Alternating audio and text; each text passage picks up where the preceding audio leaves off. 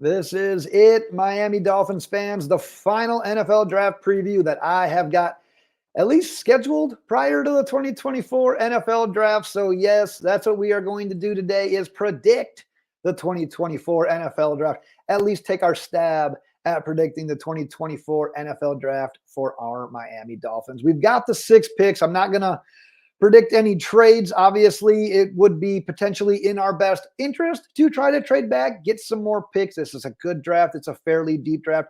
It's got a lot of guys in it that I think can both impact an NFL team in year one, but also have those decade-long careers where they just end up making a name for themselves. So yeah, we'll just keep it at the 6 picks. It's going to be hard enough to try to predict those, but I got to hear from you as well.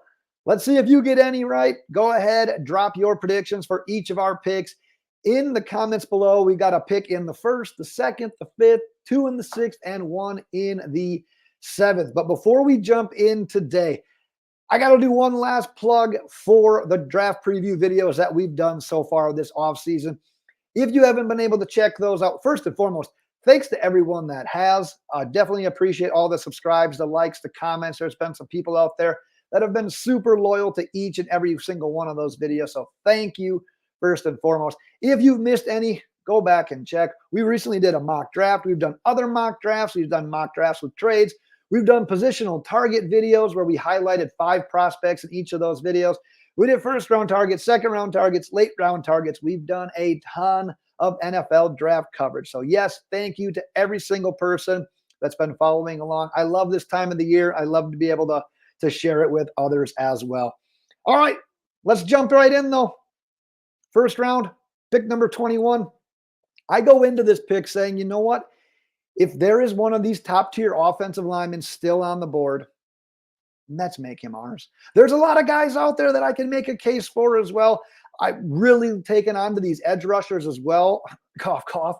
Latu. Man, if he's on the board at 21 and so is a guy like Troy Fautanu, what a debate. But at the end of the day, what a great situation to be in. And there's other guys that fall into that category as well. But why I like Troy Fautanu and why he falls into this slot for me, well, it's a couple of reasons.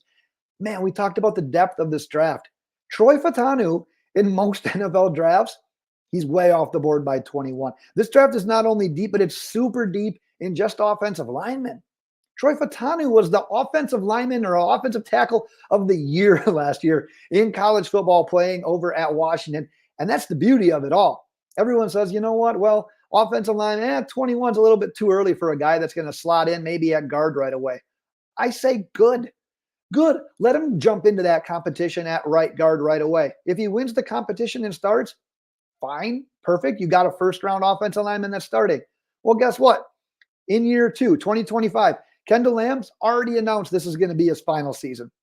Teron Armstead hasn't made it official, but from what I've heard and just kind of piecing some things together, if I was a betting man, which, yeah, maybe I am, it's probably going to be Teron Armstead's final season as well. So guess what? You got a guy that has experience at tackle to do 2025 hits, move him over to left tackle. Hey, now you spent number 21 overall on a bona fide left tackle that has tons of experience playing at Washington and tons of success to go on top of that. So I see his versatility as a great thing. And tell you what, if he's on the board, like I said, there's some guys out there that fall into the same category for me, but I prefer Troy Fautanu. If you're giving me the guys that, like I said, I think are realistic at this spot, give it to me. Give me Troy Fautanu.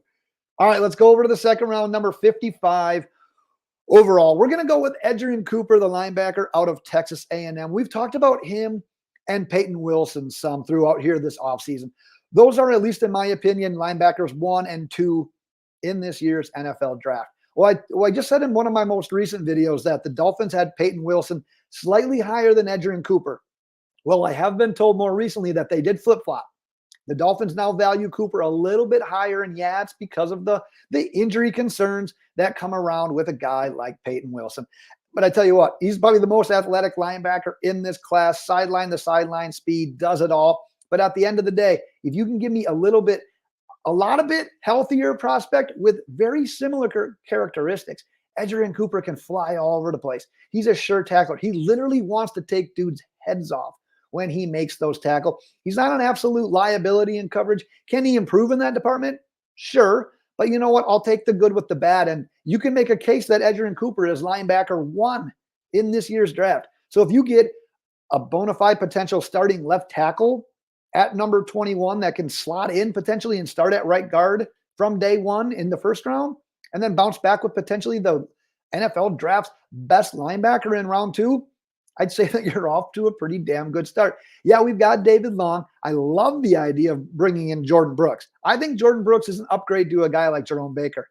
But at the end of the day, I also think that there's a need for more depth at this position, and at some point in time, a need for a starter at this position. Because I don't think any of us are banking on Channing Tindall. I've actually heard that the Dolphins might give him a run at a little bit of edge rusher here this offseason and see if anything clicks with him there. No one's holding their breath at this point when it comes to Channing Tindall. Might have to just chalk that one up as a loss. Give me Edgerrin Cooper to fill a little bit of that void. All right, so we miss out on a 3rd rounder. We miss out on a 4th rounder. Enter our 5th rounder. So yeah, we got to wait like 100 and some picks here before we pick in the 5th. I feel like I've almost become a broken record as it pertains to the defensive line, to the Miami Dolphins, and to the 2024 NFL draft. Because if we end up with a guy like Johnny Newton at 21 or a guy like Chris Jenkins in the 2nd round, will I be mad? No. But I think there's a better way of going about this position? Yep. And it's right there. It's waiting it out a little bit. I don't think we necessarily need to add a bona fide day 1 starter stud to this team already in one of those first 2 rounds. I think you can wait till the 5th, add another guy that's been added to the crop of free agent defensive linemen that we've brought in so far this offseason. And a guy like Christian Boyd is perfect for that. Played at a little bit of a smaller school. So yeah, the level of competition isn't necessarily there. But every single thing they asked him to do, he did it. He can clog those run lanes. He's got the good jump off the snap. I think he can actually improve and has more in the bag when it comes to rushing the passer as well. Not saying that he was outright bad at it, but I think he can even improve on that with some help at the NFL level and with some of that coaching as well. So I think that you're not getting a finished product by any means. I think you're getting a guy whose best football is yet ahead of him in Christian Boyd. But hey, that's a project at this point in the draft. It's day 3 of the draft. You're not drafting any surefire guys. You're never drafting a surefire guy the way it is. You're definitely not doing it in the 5th round. So in the idea of drafting a defensive lineman, in my opinion, this is the spot. This is the money spot for the Miami Dolphins. All right, so we got 2 6th rounders. With this first one here at number 184, I'm going to go with Ainias Smith. And we've talked about him some this offseason as well. And you think about what the Dolphins need, and yeah, they need a 3rd pass catching option. And the thing about taking a wide receiver in the 6th is you're like, yeah, that guy's not going to slot into just being this 3rd pass catching option. So no, he doesn't fit the bill. You're probably going to have to take a guy in the 1st round, maybe the 2nd round, if you're going to try to slot someone into that wide receiver 3 spot. But if you think about what we've got, Tyreek Hill, Jalen Waddle, there are burners. There's those deep down the field threats. We need someone that can excel in those underneath routes. But Ainias Smith is your guy. He's not the outright blazing fast guy. He's got plenty of speed. Get him the ball. Let him be elusive. Let him create. That's exactly what we need, and that's exactly what he does. So, yeah, I don't necessarily think it's going to be like clockwork. It's going to be happening all the time. He'll be Tua's best friend in year 1. I wouldn't bet on that. But down the line some, who knows what's going to happen to Tyreek Hill? Who knows if we're going to end up getting that extension done with Waddle? I would say, yeah, we're going to get an extension done with Waddle. But at the end of the day, we still need more players in this room. And I do like what Ainias Smith brings to this position. He's not your do-it-all, do-everything wide receiver, but maybe you can address that a little bit down the line with free agency and with the next NFL draft. But this is one of those guys that can slot into that wide receiver 3, wide receiver 4 role, run those underneath routes, and just be another chess piece for a guy like Mike McDaniel, who obviously loves speed and elusiveness. So that's a name to keep an eye on in the 6th. The other 6th rounder that I have got my eye on is Nathan Thomas. Like I said, we're draft and develop at this point in time. And that's what you're getting out of Nathan Thomas. You can see he went to Louisiana Lafayette. We just lost another offensive lineman that went to Louisiana Lafayette in Robert Hunt. And no, that's not the reason why I'm taking him. But Nathan Thomas played tackle while he was at Louisiana Lafayette. I think, and there's a lot of scouts out there that think he slots better in at guard at the next level. He's a little bit better as a run blocker, as a pass blocker, than a pass blocker as well. Well, you're looking at an offensive line at this point in time that you're not asking this guy to jump in once again and start from day one. We talked about all the guys that are either at the end of their career or damn near at the end of their career. Not only do we need a starting right guard in this year's offensive line, we need depth. We need guys for the future. Get them in, plug them in, get them into this system and let them learn because, hey, the future comes and it comes quick. Especially we've seen the offensive line injuries that have just stacked up over the last couple of years. So, yeah, you might even be looking at a guy that needs to be ready at some point in 2024 to contribute meaningful snaps. So you're going to see by this next pick, I'm not opposed to picking 2, 3 offensive linemen in this year's draft because, yeah, it gets down to that. We want to get better in the trenches. You're going to see I took Fautanu in the 1st. I took Boyd in the 5th. I'm taking Nathan Thomas in the 6th. And in the 7th, yeah, I'm going to add another one.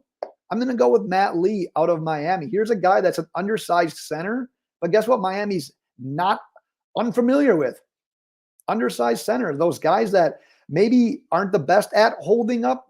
However, I'd say that saying his pass blocking, Matt Lee's pass blocking, is much better than what you would expect from a center that weighs in at under 300 pounds. If you can have that athletic center, that guy that can get out to those next level of blocks, and once again, a guy that there's not going to be all that crazy pressure on him to come in from day one and be that starter. Get him into the pipeline. He's a local kid. Let's throw Miami a bone as well. But at the end of the day, we need guys, we need bodies, we need quality bodies on this offensive lineman that maybe we don't need to rely on in 2024, but man, we need some options. We're going to need some guys. We've got guys, like I said, that are near retirement and guys that are on these pretty short-term deals. So this offensive line, well, yeah, maybe we feel like right now we're a right guard away. I tell you what, it's not just that simple. You need some guys in the pipeline. Let's get these guys in. Let's let them learn. Let's let them grow. So I'm going to go with Matt Lee there in the 7th round. That does it for the Miami Dolphins picks. But like I said, give me your predictions in the 1st, in the 2nd, in the 5th, 6th, 7th, whatever you want to do, quite honestly. Go ahead and drop them in the comments. Like I said, this is my last scheduled video leading up to the NFL draft. But stay tuned because, hey, if something crazy happens, I'll be back. But also at the end of every single round, I will be back recapping all of the picks or any of the picks that the Miami Dolphins made. So once again, thank you to everyone for the continued support. It's been a fun NFL draft offseason. I'm looking forward to Thursday, though, Miami Dolphins fans.